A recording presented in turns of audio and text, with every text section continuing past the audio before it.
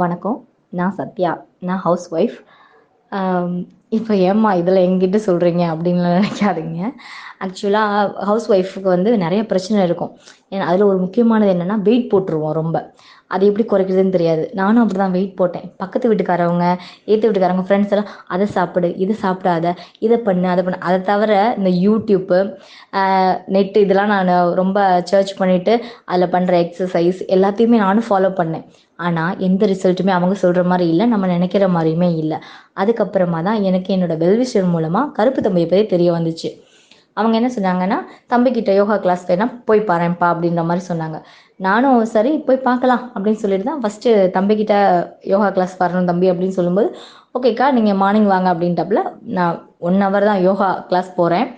அது தவிர ஒரு ஒரு 1 வீக் அப்புறமா என்னோடய ஃபுட் கொஞ்சம் சேஞ்ச் பண்ணாப்புல, அதாவது இயற்கை உணவுகள்.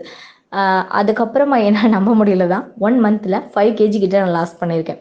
அதனால இந்த 5 கேஜி லாஸ் பண்ணதுனால எனக்கு என்ன ஆகுது அப்படின்னா, என்னோடய உடம்புக்குள்ளேயும் ஒரு மாற்றங்கள் நிகழ்ந்திருக்கு. அது தவிர எனக்கு ஹேர் ஃபால் இருந்தது, இர்ரெகுலர் பீரியட்ஸ் இருந்தது. அது கொஞ்சம் தூரம் நடந்தாலே மூச்சு ரொம்ப வாங்கும். இப்போ அதெல்லாம் வந்து குறைஞ்சிருக்கு.